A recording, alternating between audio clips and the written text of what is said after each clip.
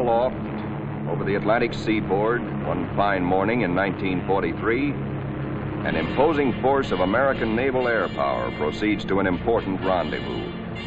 This force is the aircraft complement of a new carrier: fighters, dive bombers, torpedo bombers. With the air group commander leading everyone, they are flying out to sea to join the ship which will be their floating home and fighting base. He is one of many carriers which the American people have built since Pearl Harbor to destroy the enemy in his own part of the world, far away. And there now is our base, powerful and serene. In honor of all American aircraft carriers, let us call her the Fighting Lady.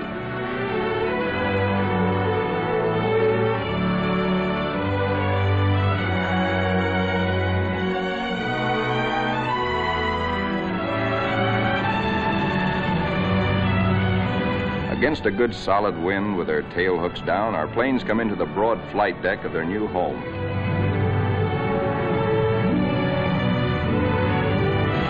In case the plane's hook fails to catch the arresting gear, there's a series of stout wire barriers. Number one man on the flight deck just now is the LSO, the landing signal officer, always a flyer himself. Like all aviators, he'd much rather be flying. Come on in and sit down. The plane is out of the groove and he waves it off. Come around another time, pilot, and we'll take you aboard.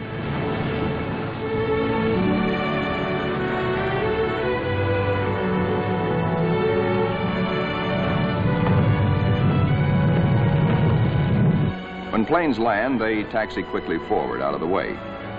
Later, they'll have to be shifted to the stern and rearranged in proper position for takeoff. This is called respotting the deck. Here is our skipper, Jocko, a veteran Navy flyer, Annapolis, 1917. He is not impressed by our earnest efforts, nor the flight deck control officers. The skipper calls all hands together and gives us a piece of his mind. We'll never be ready for combat unless you flight deck crews learn right now to work as a team. Don't you men realize that before long we'll be in dangerous waters? That's too slow. Bear a hand.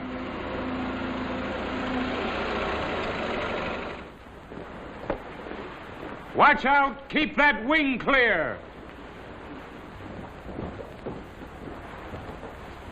Get it over to starboard. Way over to starboard. Come on, get the lead out of your pants. Now this is the way your deck should look when you're ready for action. Our ship, our Fighting Lady, is enormous, wonderful, and strange to us. From stem to stern, the entire ship is a honeycomb of watertight and flame-proof compartments.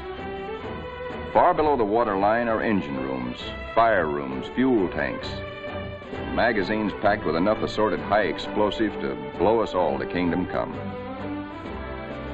The hangar deck is like a gigantic tunnel, nearly 2 city blocks long and wide enough to house 4 freight trains abreast.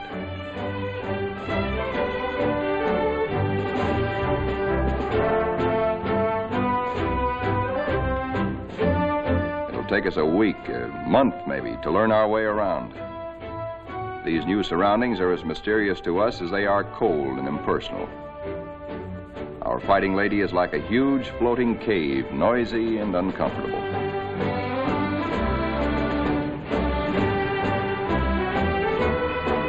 Elevators as big as a tennis court carry us topside to the flight deck.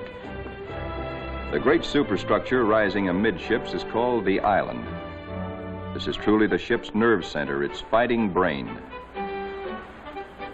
85% of us who make up the Fighting Lady's family are volunteers in this war and have never been to sea before. We learned our jobs theoretically in intensive training ashore. A very short while ago, we were high school boys and college kids, or bank clerks, or farm hands, or factory workers. Now we are blue jackets and Marines, all members of a naval combat team nearly 3,000 strong. In our multitude of new tasks and duties as a team, We're very green, but curiosity and comradeship and the instinct of self-preservation are great teachers.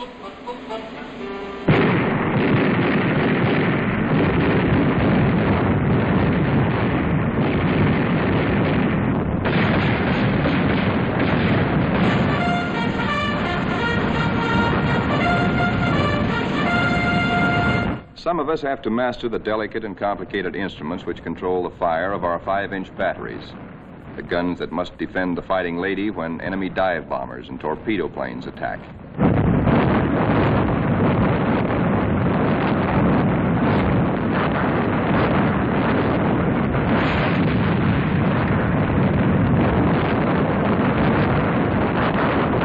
We train and train to learn our stuff and earn our E for efficiency.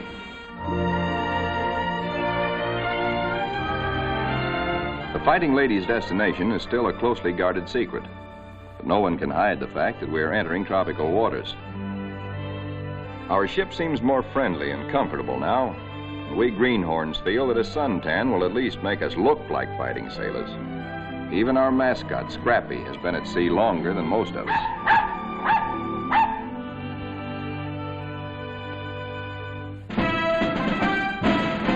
Some of the mystery that has been hanging over us is lifted when we enter the Panama Canal. There is a lot of unprofessional nervousness about whether or not we're too big to get through the locks. By using lines instead of fenders, we do get through, as the naval constructors knew all along we would. Come on, hop aboard. We're going places. For 2 cents I would. Do you know anybody wants to swap?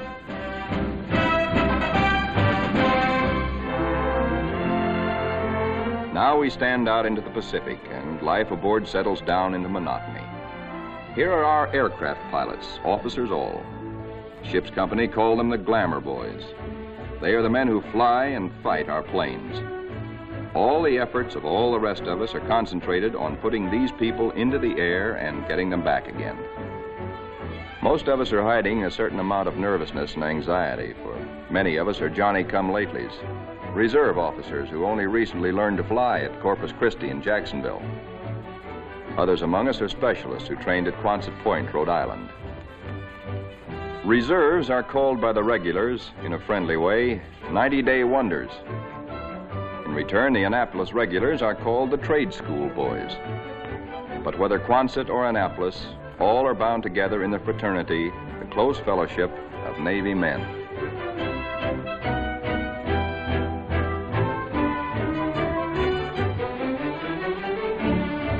Among the ship's non-commissioned personnel, almost 3,000 blue jackets and 100 Marines, the hottest shots are the air crewmen, aerial gunners, and radio men. These boys and the plane captains are the partners of the glamour boys in the air. By non-flying blue jackets, they are called Zoom pigeons or Airedales. And because they receive 50% extra pay for flying, they are sometimes referred to as the bankroll boys.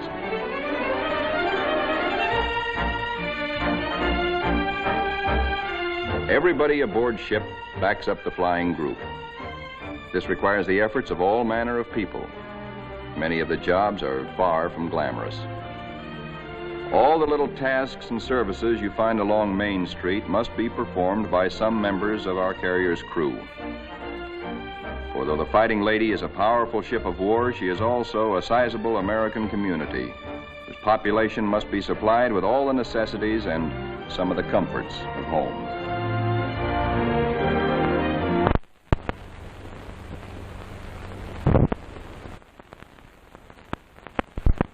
Doc Sorensen, the pharmacist mate, is just like a village druggist. And next door is our hospital called Sick Bay. It has only a few patients now, but soon it is to be filled with our wounded. Men like these who perform the humble jobs that make life aboard a fighting carrier more bearable, the barbers and the cobblers, are seldom mentioned in communiques. They all have a place in our fighting team. Weeks pass. Now we are far out into the Pacific, which is a very considerable body of water. Monotony shuts down on us between our duties. Guessing where we're bound is still our chief pastime. Will we put into Pearl? Are we going to Iron Bottom Bay? Or maybe even to the Aleutians? All such gossip and rumor are called scuttlebutt or drinking fountain conversation.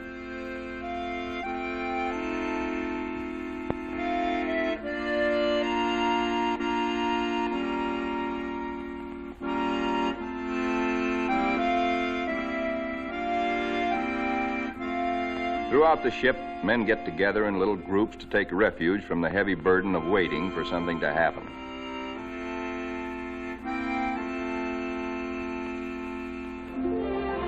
And then one day, out of nowhere, comes a fast fleet tanker, and we're refueled at sea.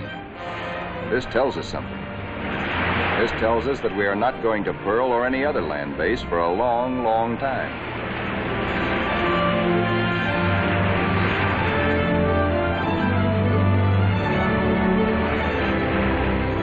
Besides our skipper, we have an admiral aboard, a sea dog who's been a naval flyer for nearly 20 years. Until now, only these officers have known where we are to go. But now Jocko, our captain, confers with the air group commander and reveals the plan. The Fighting Lady has been ordered to make a strike. She will pass through waters where no carrier task force has ventured since the bloody Battle of Midway. Remember, this is 1943, long before we took the Marshall Islands. Weather studies are made, and though this is a daily routine, somehow the whole ship senses that something is about to happen. Even before the news is broadcast to all of us, there's a new tension and atmosphere of expectancy. And then we are told we have traveled more than 7,000 miles from Panama, so that tomorrow, August 30th, 1943, we can strike the Jap base at Marcus Island, deep within the enemy's ring of defenses. The evening before our first strike, the air group commander briefs all his pilots with maps and a model of our target. We are sticking out our necks to within 1,000 miles of Tokyo to divert the Japs' attention from other American activities far south and east of Marcus. Those of us who have never before been in battle, that's most of us, ask a lot of questions of those who have seen action. Rear seat gunners, don't break off until you're practically on the same course and right astern of the enemy. Then push over fast. Outwardly, we try to seem composed and cheerful, but a lot's going on inside our minds. We question our most inner selves. What'll it be like? How'll we take it? Will we do all right? This is the night when a lot of boys write one more letter home.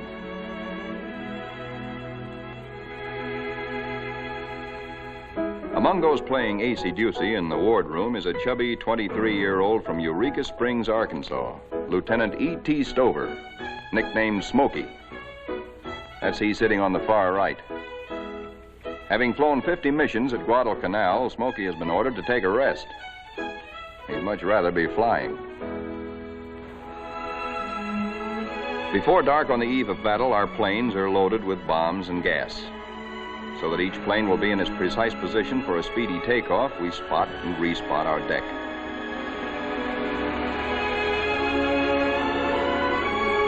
Now all is perfect. We will strike at dawn. And now GQ, General Quarters.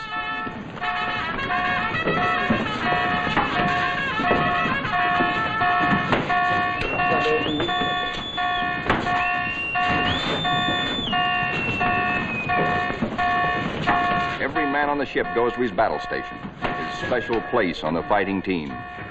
George, the barber, will pass ammunition. Leo, the baker, will be a sky lookout. Frank, the tailor, is assigned to a first aid station. Pilots are in their ready rooms. Each squadron, fighter, bomber, torpedo bomber, assemble separately. Flyers get into their flight gear and receive last-minute data and instructions.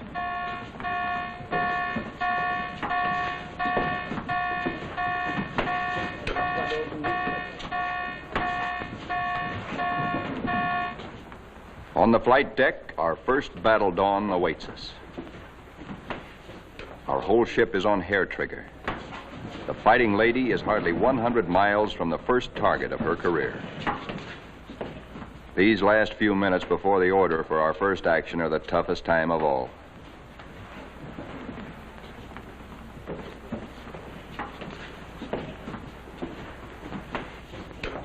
A wise man once said, war is mostly waiting. We learn now what that can mean. At last the word comes. Pilots, man your planes. Ready Room 3, roger. Pilots, man your planes.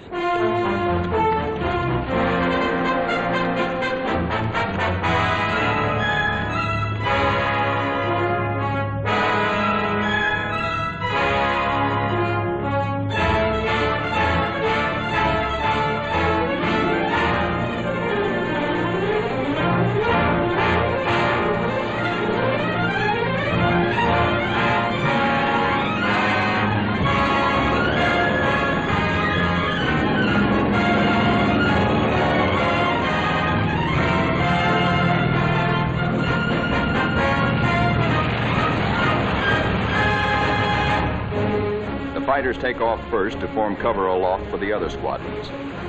Then the bombers, heavy laden with destruction.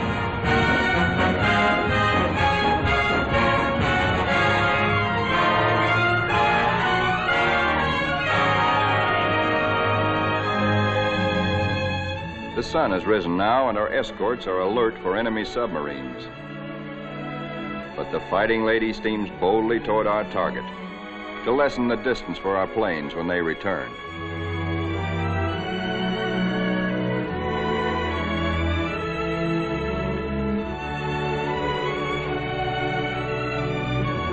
The radio plotting room is the electric eye and ear by which the Fighting Lady detects and keeps tab on all planes and ships for miles around us.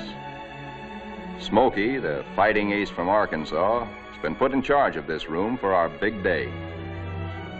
Hunched among his assistants, Smokey is like a super quarterback on a super football team. He is in constant touch with our entire air group.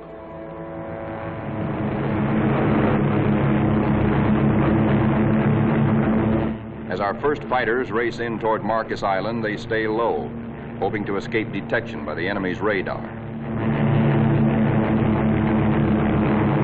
Then they climb suddenly and dive. A surprise strafing attack on the enemy's airstrips. These red balls floating up at us so lazily are anti-aircraft fire. There is 3 times as much of it coming up at us as we can see, because only 1 shell in 3 is a tracer. What look like fiery pollywogs are tracers from our own wing guns. The ack-ack is much heavier than expected, but through it we go to knock out enemy bombers on the ground. All through these battle pictures, realize that we are looking straight down our own gun barrels. These pictures are taken automatically by the same mechanism that operates the guns. Pictures even shake with the gun's recoil. Our eye is now the very eye of our fighting airplane.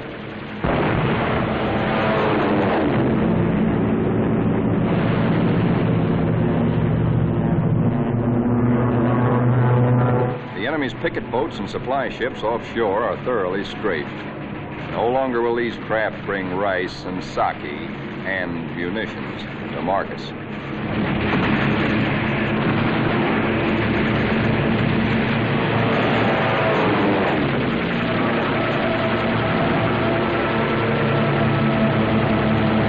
Our bombers flying higher see the island beginning to burn.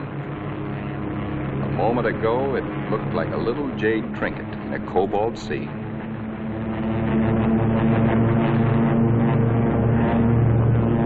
As the fighters and bombers swing victoriously away from Marcus Island, towering columns of smoke show the thorough job our boys have done.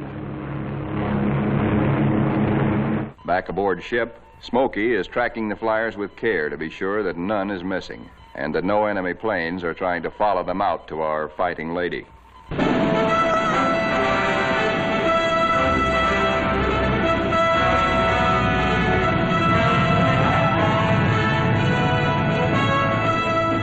As our planes come aboard, there begins an operation almost as exciting as the attack itself.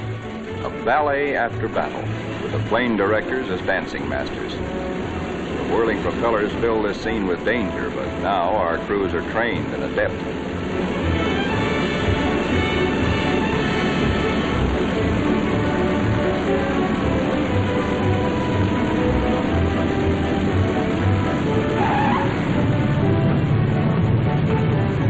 The landing signal officer performs an eloquent adagio on the Fighting Lady's stern. Warning to the rest of the cast to stay off stage until a limping member can be led out of the way.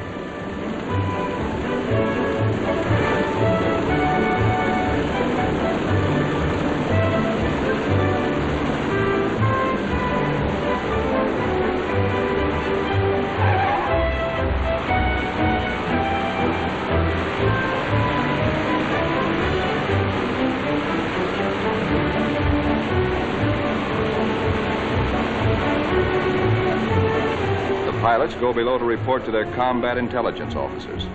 They have hot news, good news. They tell what they saw and did, how many rounds of ammunition they fired, how many bombs they dropped, what they hit, what they noticed at the target that was new and different or that may need hitting again. As the reports are added up and our combat photographers develop their pictures, the story becomes better and better.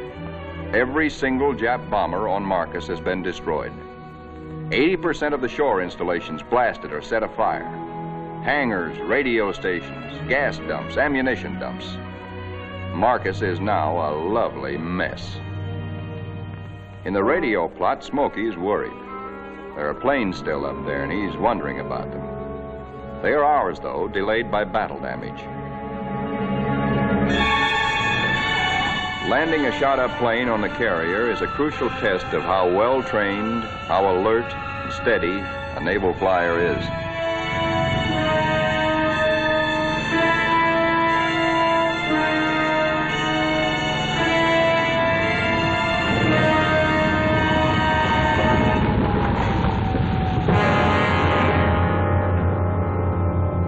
The Fighting Lady now has met her enemy.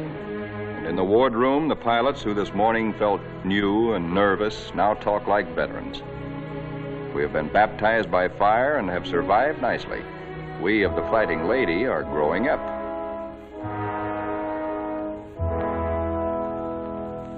The admiral of our task force knows the overall strategy of the whole Pacific campaign: to smash straight through Japan's outer network of islands, to recapture the Philippines and land on the mainland of Asia. Thus, we will deny Japan supplies from Malaya and the Dutch East Indies and leave her far-flung island garrisons marooned. Then we will reach out and really help our ally China. Months after Marcus, this campaign is well started. Our carrier task forces have been in many battles. And now, early in 1944, the Fighting Lady's target is Kwajalein in the Marshall Islands. These are Jap Zeros. Fighter screen being pierced by our planes and planes from 8 other carriers, preparatory to strafing Kwajalein and bombing it apart. Our fighter pilots have improved with practice, with the confidence that comes from experience. They estimate their range by watching their tracers. They hold their fire until their wing gun bullets converge at 300 yards. Shoot in bursts instead of in steady streams, which heat up the guns and spend ammunition.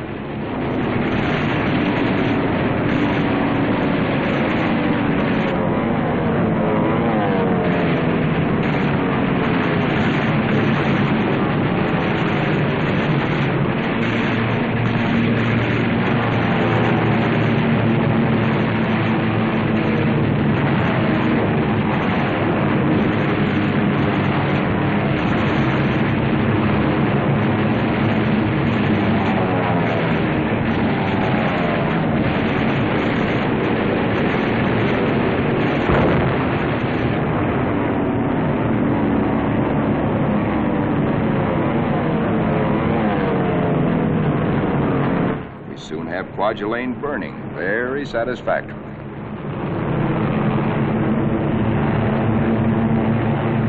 After our bombing attacks and heavy shelling by our surface ships, assault craft filled with Marines and Army hit the beaches. And very soon after that, Kwajalein is ours.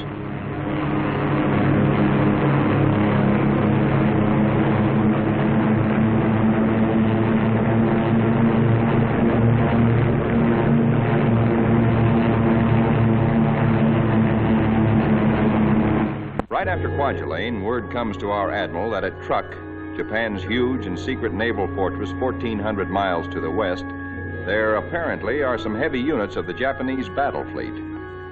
Perhaps we can surprise them. Again, the Fighting Ladies Squadron and squadrons from other carriers take off for combat. A lot of mouths are dry at the thought that our target is mighty truck. The rear seat gunners look back at the Fighting Lady, wondering when and if they will ever return to her.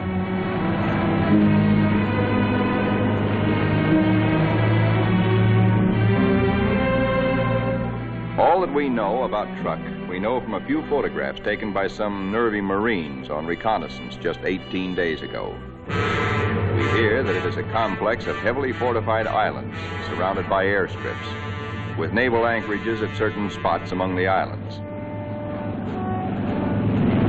For the next 2 days, more than 1,000 of our carrier-based planes are going to sweep in on truck in relays. The planes appear to float gently off our bow. Actually, their airspeed is a good 70 knots. Diving in on truck, we again turn on our guns and their synchronized cameras. Truck's defenders are aloft and we smack them hard.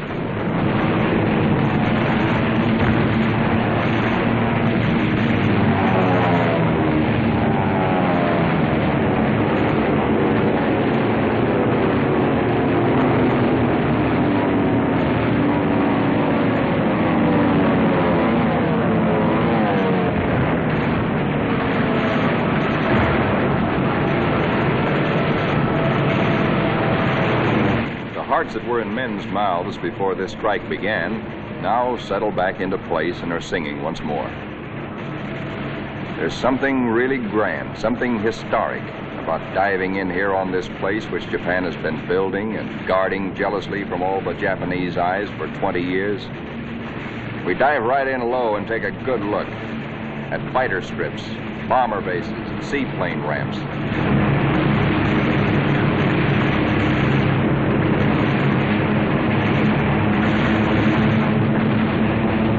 In an almost vertical dive, the pilot may black out or go blind for a moment when he pulls up and out at the bottom. But the camera won't black out. It cannot see the landing of our own bomb, for we'll be up and away before that reaches the target. But it records the hits of other planes ahead of us.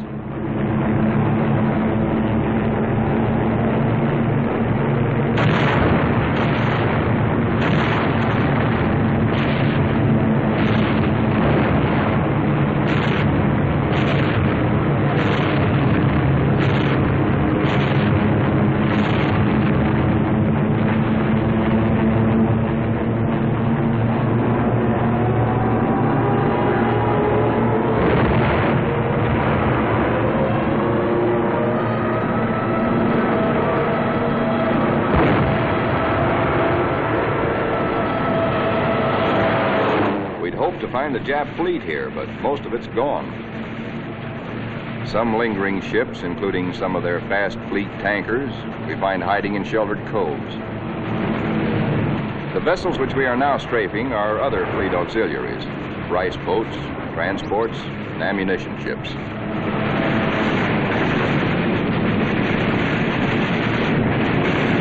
With bursts of 50 caliber incendiaries and armor-piercing slugs, we set them on fire, rip them open, often wide enough to sink.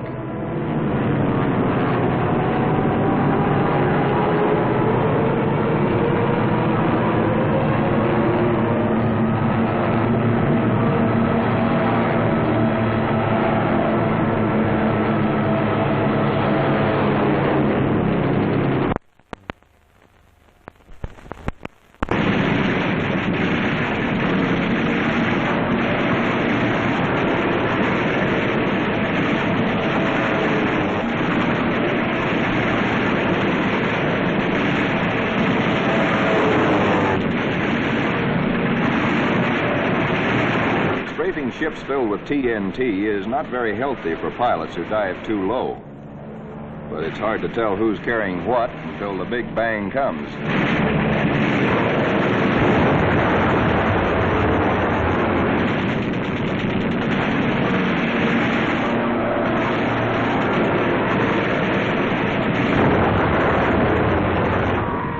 Returning to the deck at 130 miles an hour with a flap shot away, all a pilot can hope to save is his own skin.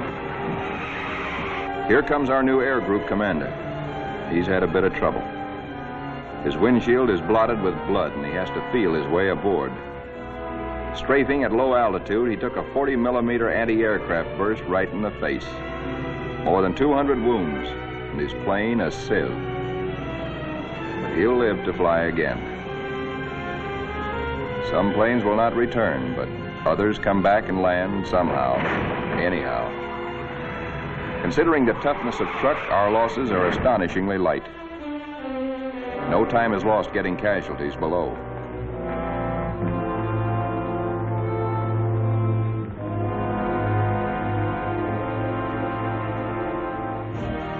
It's a long way from truck to our secret rendezvous in the Marshall Islands.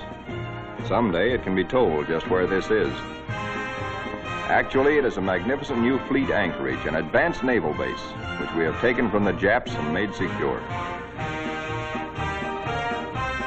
Now, for the first time, we, who have been operating as separate, relatively small task forces, see assembled the enormous mass of naval power. Over 1 million tons of American fighting steel. New carriers, new battleships, new cruisers and fleet auxiliaries in an amount which Japan could never conceive, let alone produce.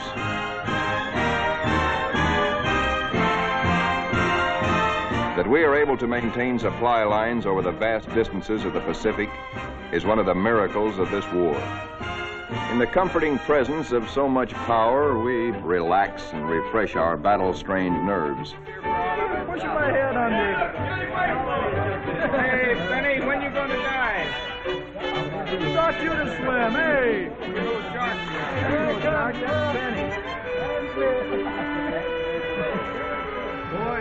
Our ship's post office now does really big business.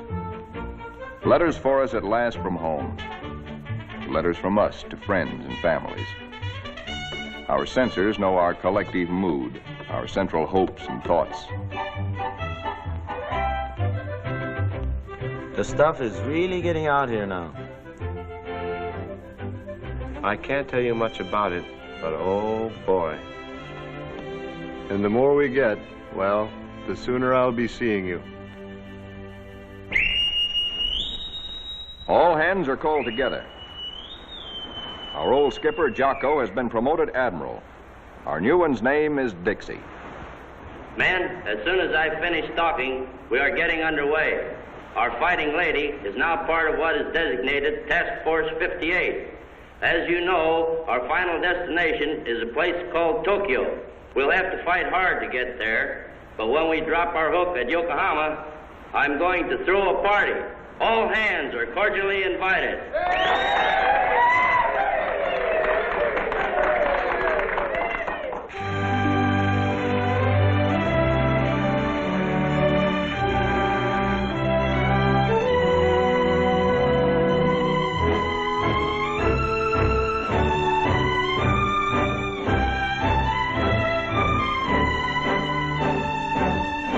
Our task forces are built compactly now around carriers like ourselves with speedy new battle wagons at our side. A carrier skipper never leaves the bridge at sea because carriers and their planes are the first to strike the enemy or to be struck by him. Our aircraft pilots are constantly on call, for despite the massive power spread out around us, these are still dangerous waters. Our pilots know this all too well, but it doesn't worry them now, for they're seasoned. They know how. There are a lot of new faces among us, but most of these men, too, have been in action. At places like Hollandia, Mille, Jaluit, Palau, Rabaul, Wake, Meloilap. Our rear seat gunners and radio men are old hands now. Some of their faces are different, too, because there have been replacements. A lot of them have been made commissioned officers. There's a saying in the Navy that you never learn to love a carrier until she gets hurt. Well, perhaps we don't really love our fighting lady, but we've become mighty fond of her and almost comfortable, almost at home.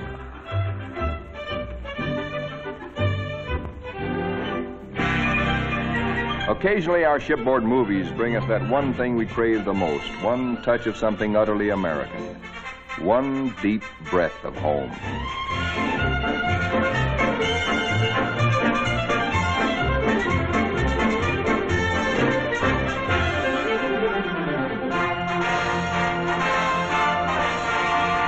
Like Jocko, our new skipper, Dixie, is an old hell-diving Navy pilot.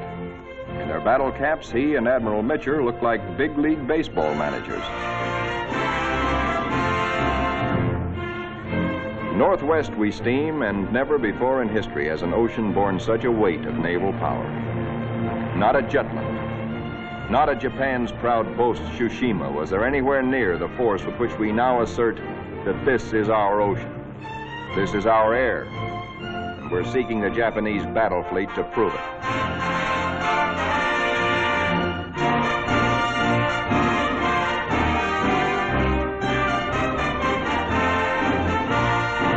With our cruisers and our biggest new battle wagons present, we are strong enough to hope, really to hope, that we may provoke the Japanese fleet into accepting a fight.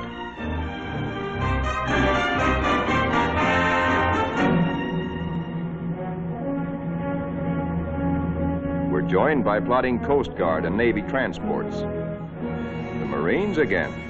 So another amphibious assault is cooking.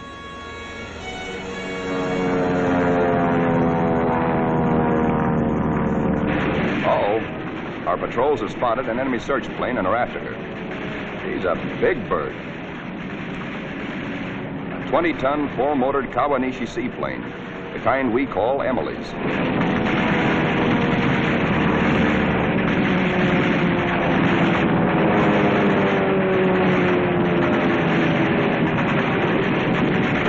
Miss Emily's a tough old girl. Right now, she's screaming for help and telling Tokyo by radio where we are. Hellcats are closing in on her.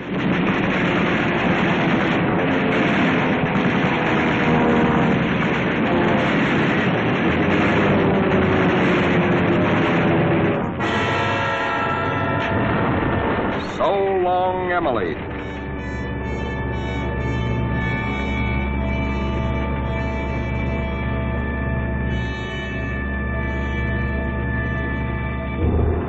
Now that the enemy knows where we are, and we know he knows, our brass hats get together on final arrangements for what may turn into another Midway. Our objective, first of many in our drive through to the Philippines and China, will be the Marianas. In battles just ahead of us, we are to make good use of a multitude of weapons, special devices, and techniques which have been evolved through the 30 years since the U.S. Navy first took to the air.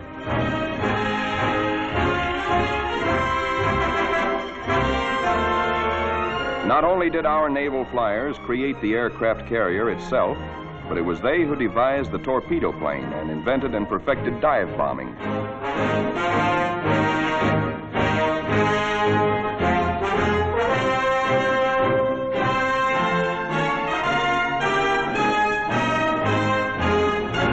Disposed about our flight decks so that planes can be quickly armed are all manner of death-dealing objects.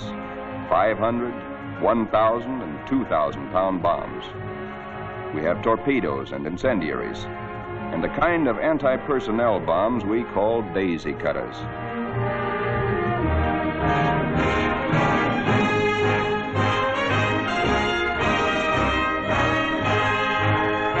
Some of our bombs are armor-piercing, some for fragmentation. Others have delayed action fuses to prolong the effect of our bombardment for hours after we have delivered it. Here are the new rockets, which pack the same wallop as a 3-inch shell. They weigh little, and because there isn't much recoil, they can be fired from planes. On the eve of battle, we are told to scrub up to lessen the danger of infection in case we're wounded.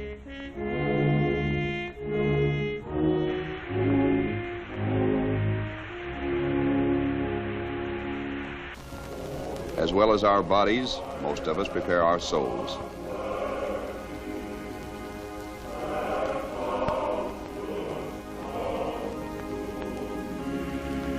Always on the eve of battle, divine services are held in relays. so that every one of our fighting ladies' 3,000 sons has a chance to attend.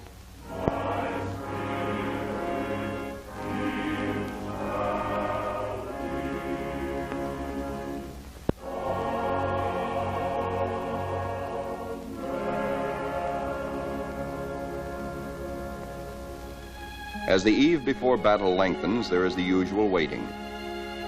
Again, we're reminded that war is mostly waiting.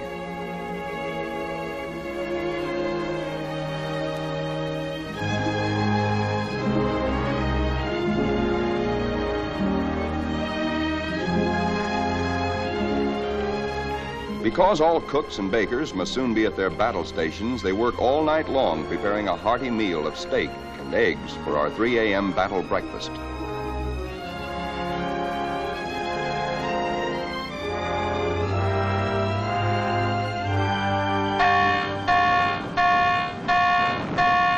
We are being attacked.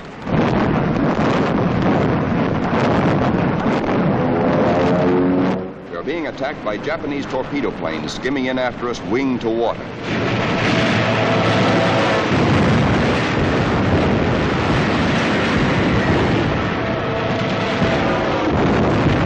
All they want is one hit on our flight deck. We have nearly 90 planes fueled and loaded with bombs, ready for the takeoff.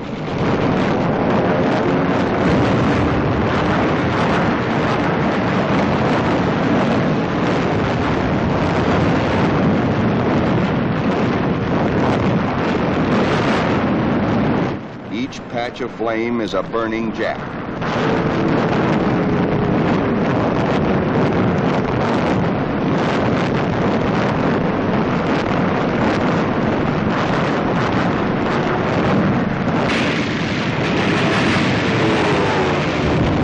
In this surprise attack, 19 Japs are polished off by our ship's batteries. Not a single carrier is hit. We have been fortunate. So now commences another major moment in the fighting lady's career. Flight quarters sounds.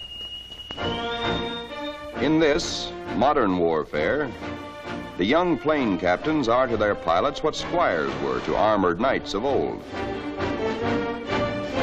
In this operation, typical of many more to come, a lot of other fighting ladies will be involved.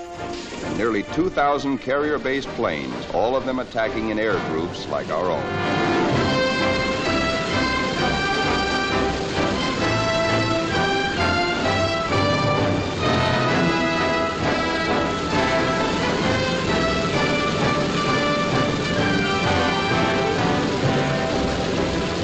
From now on, we tighten our belts and steady our hands as our Navy makes progressively bigger attacks nearer and nearer the heart of Japan.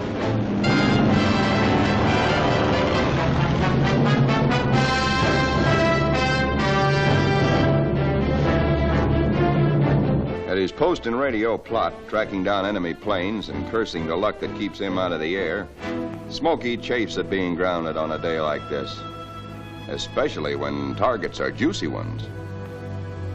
All the Jap air bases and military installations in the Marianas, and a special prize package, Guam, the island which we did not fortify, but the Japs did. Now comes word that the Japs have sent strong air reinforcements to Tinian, which flanks Guam. Again, our synchronized cameras record, as no human eye and memory could record, just what our guns and bombs do to the enemy. These pictures enable our air combat intelligence officers to assess the damage as we swoop down upon Tinian.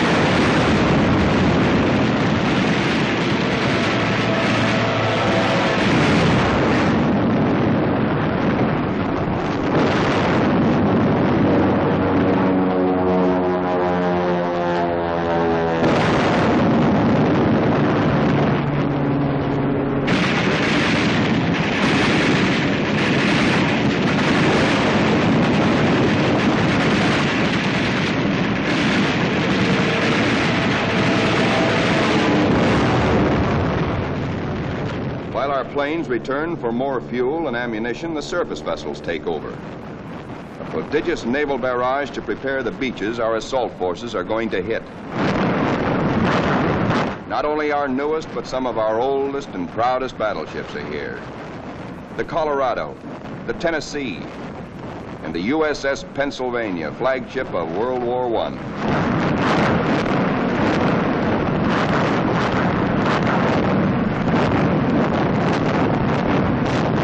Winging home to the Fighting Lady, several of our planes, crippled, make a game attempt to land. Now is when the landing signal officer must judge not only the speed, but estimate the battle damage of planes like these.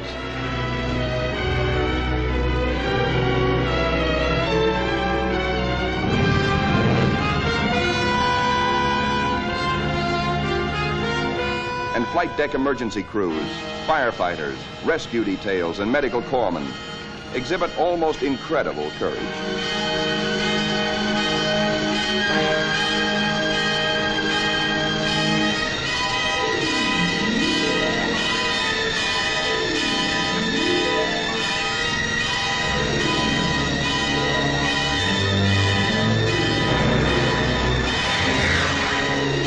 The pilot of a torpedo plane has been unable to release his load of incendiaries. Burning thermite is spilling out at incandescent heat. In the plane's tanks remain about 75 gallons of high-octane gas. The men who brave this danger to save pilot and crew deserve every citation they get.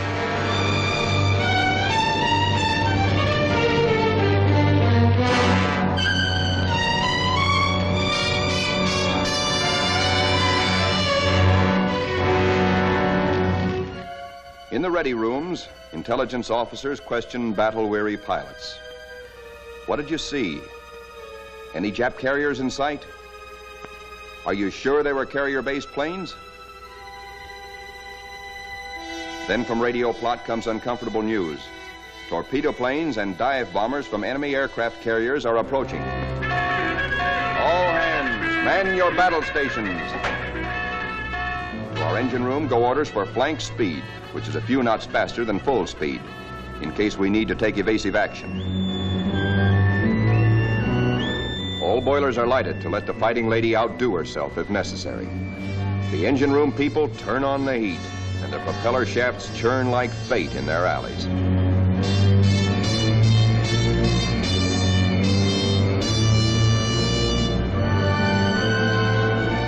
The Fighting Lady leaps through the sea on her guard.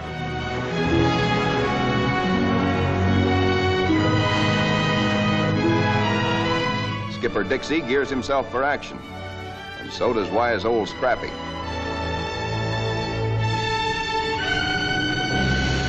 And now, here they come.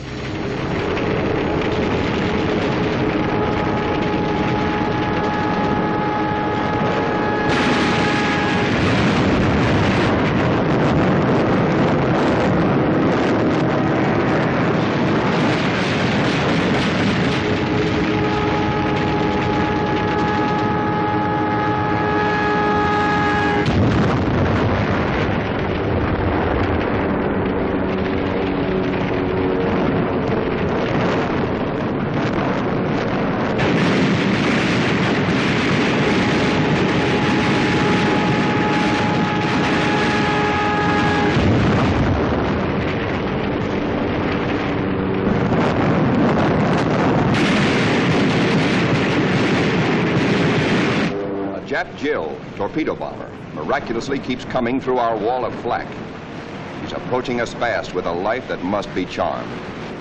Our gunners throw everything they've got, but still she comes. If he ever releases that torpedo,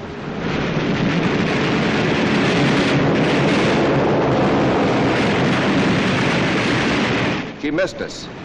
Either the pilot was already dead or his release gear jammed. When Smokey, the pride of Arkansas, hears about that one, he almost takes off. Now our reconnaissance has spotted the Japanese task forces. This is the moment we've been fighting and praying for. Every plane that can fly and every qualified pilot is ordered into the air. At last, Smokey gets his chance to fly again. Pilots, man your planes. Pilots, man your planes.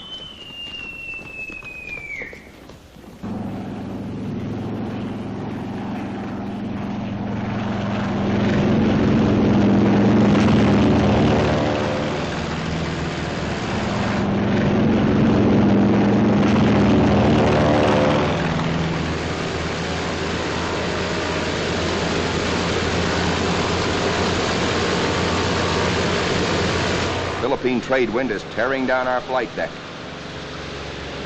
Our planes strain forward to rise into it. Our entire air group thunders out behind the group commander.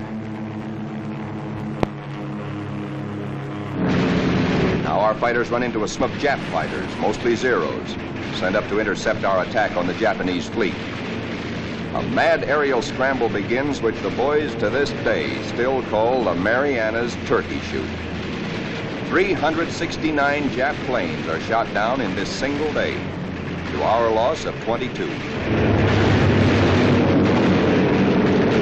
Japanese plane makers have sacrificed strength and firepower for agility.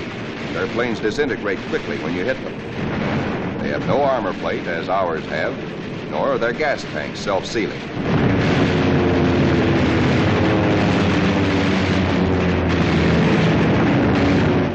Little monkeys are fancy flyers. They think aerobatics can win dogfights, whereas we believe in smooth flying and careful shooting.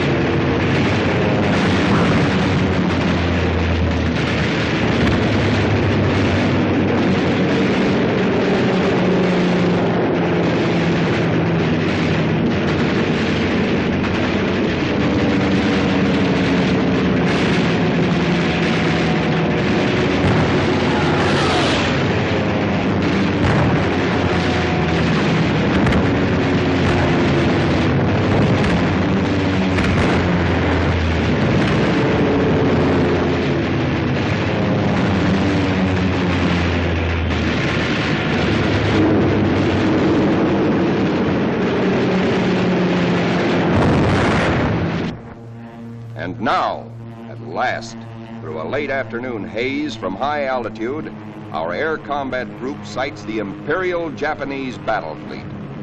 These are the first pictures ever taken of a great enemy naval formation like this.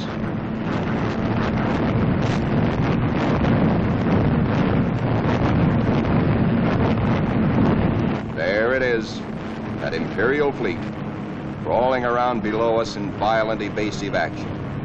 Us looking down on them in the seas they think they own. Some of these Japanese ships are scampering away at better than 40 knots. When you bore straight down on them, they twist, squirm.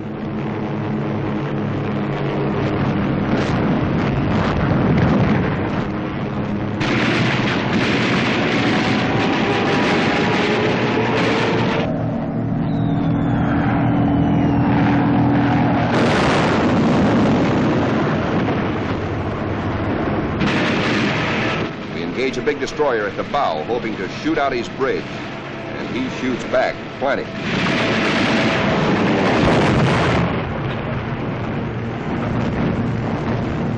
Let's go down after that cruiser. He answers us emphatically from the forward turret.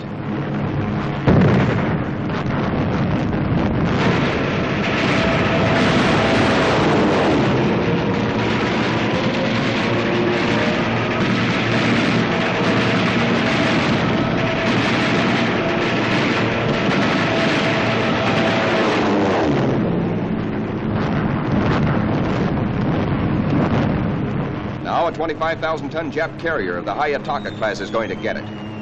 Watch 5 o'clock in the camera, the lower right-hand corner of the screen. This big flat top gets it where the turkey got the axe.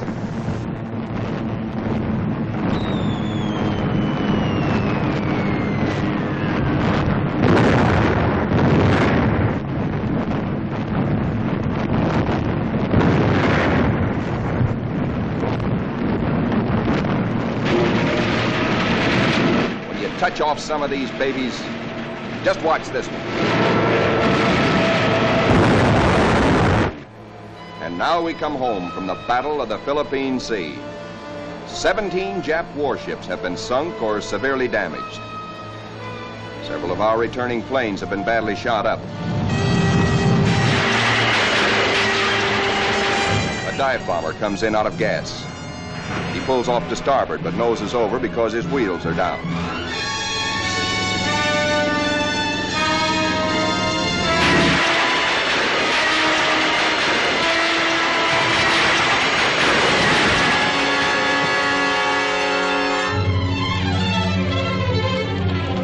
This pilot has 73 holes in his plane, and his leg almost shot away.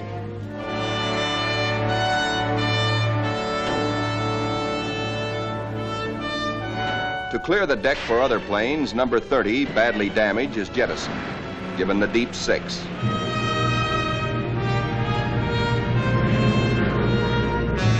Watch carefully. This man's controls are all but shot away.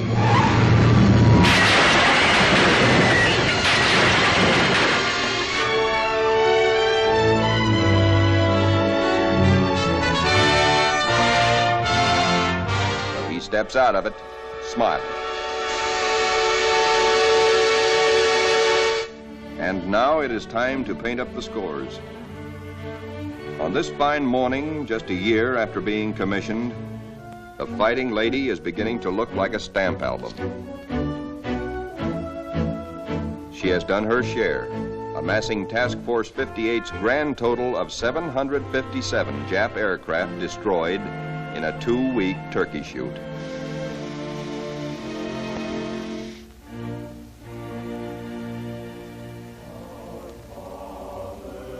But there's another score to add up. Our own casualties. Quite a few faces are no longer with us on the Fighting Lady. Among them, Commander Upson, skipper of our torpedo squadron. Lieutenant Pappy Condit. Lieutenant John Meehan. And that fightingest gentleman, Lieutenant Smokey Stover. Yes, Smokey's missing too.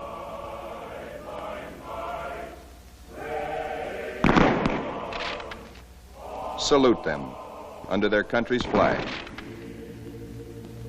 For they were brave. They were gallant. Others will come forward to take their places. For the battles we have fought on the seas and in the sky are only the beginning. Still hungry for battle will steam our carrier. Serene, powerful, unafraid. She and her planes will come home again someday, God grant, but not until the bitter, glorious end. For she is, and we salute her, the Fighting Lady.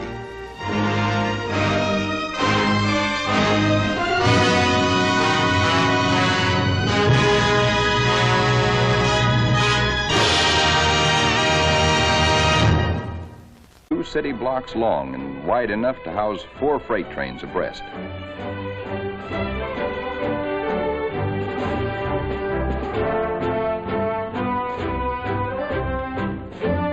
It'll take us a week, a month maybe, to learn our way around.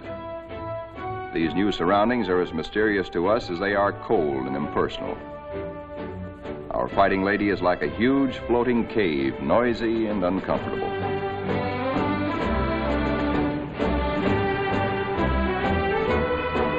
Elevators as big as a tennis court carry us topside to the flight deck. The great superstructure rising amidships is called the island. This is truly the ship's nerve center, its fighting brain. 85% of us who make up the Fighting Lady's family are volunteers in this war and have never been to sea before. We learned our jobs theoretically in intensive training ashore. A very short while ago, we were high school boys and college kids, or bank clerks, or farm hands, or factory workers. Now we are blue jackets and Marines, all members of a naval combat team nearly 3,000 strong. In our multitude of new tasks and duties as a team, were very green, but curiosity and comradeship and the instinct of self-preservation are great teachers.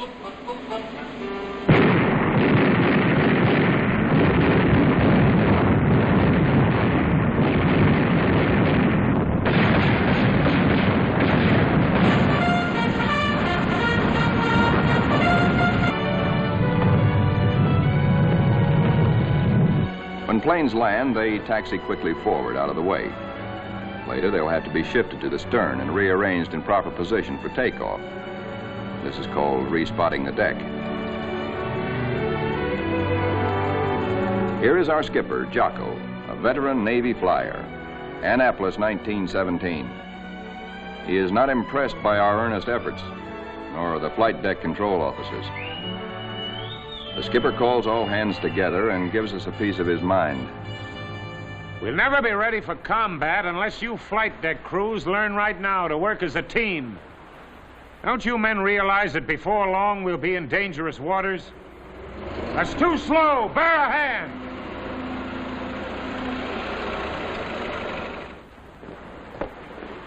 Watch out. Keep that wing clear.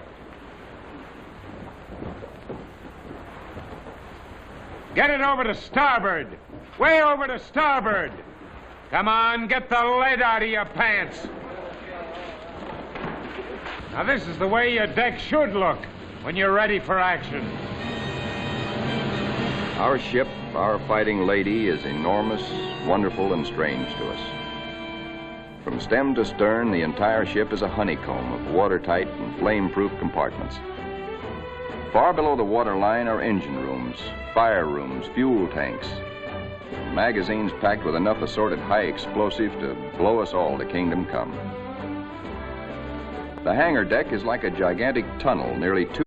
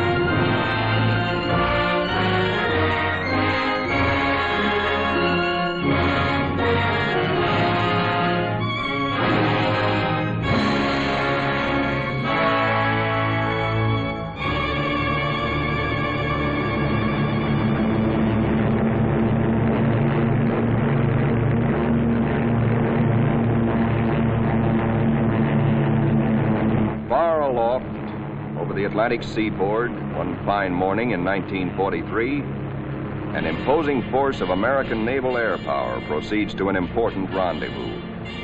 This force is the aircraft complement of a new carrier: fighters, dive bombers, torpedo bombers. With the air group commander leading everyone, they are flying out to sea to join the ship which will be their floating home and fighting base. He is one of many carriers which the American people have built since Pearl Harbor to destroy the enemy in his own part of the world, far away. And there now is our base, powerful and serene.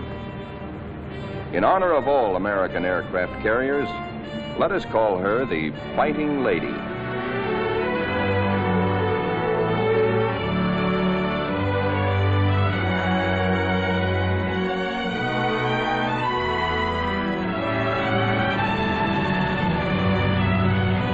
Against a good solid wind with their tail hooks down, our planes come into the broad flight deck of their new home.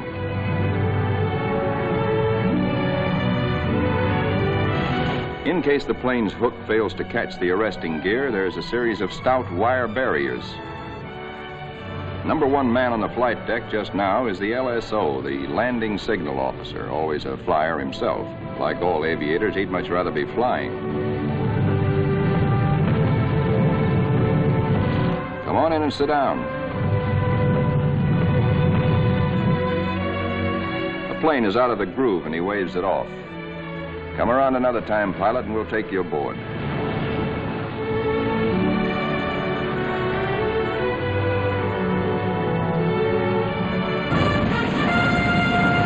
Some of us have to master the delicate and complicated instruments which control the fire of our 5-inch batteries.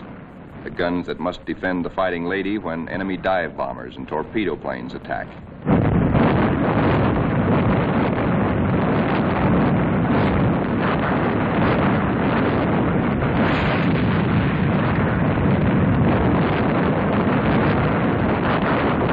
We train and train to learn our stuff and earn our E for efficiency.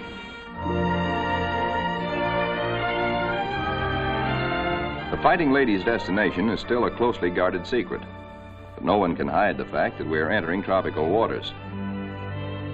Our ship seems more friendly and comfortable now, and we greenhorns feel that a suntan will at least make us look like fighting sailors.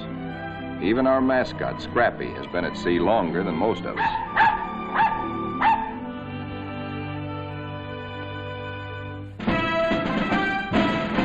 Some of the mystery that has been hanging over us is lifted when we enter the Panama Canal. There is a lot of unprofessional nervousness about whether or not we're too big to get through the locks. By using lines instead of fenders, we do get through, as the naval constructors knew all along we would. Come on, hop aboard. We're going places. For 2 cents, I would. Do anybody wants to swap?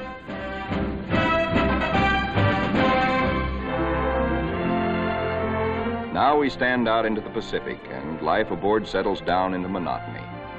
Here are our aircraft pilots, officers all. Ship's company call them the Glamour Boys.